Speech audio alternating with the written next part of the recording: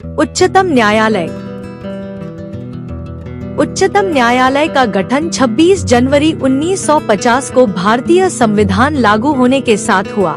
यह देश का सर्वोच्च न्यायिक संस्थान है, जिसका वर्णन संविधान के भाग 5 के अध्याय 4 में किया गया है।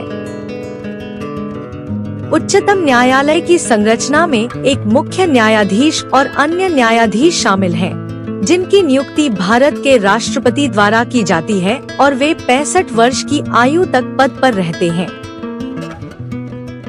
उच्चतम न्यायालय का अधिकार क्षेत्र मूल अधिकार क्षेत्र, अपीलीय अधिकार क्षेत्र, परामर्शदात्री अधिकार क्षेत्र, रिट अधिकार क्षेत्र और पुनर्विलोकन अधिकार क्षेत्र शामिल है, जो केंद्र और राज्यों के बीच विवाद, उच्च न्यायालयों के निर्णयों के विरुद्ध अपील और महत्वपूर्ण कानूनी या संवैधानिक प्रश्न पर सलाह मांगने में महत्वपूर्ण भूमिका निभाता है।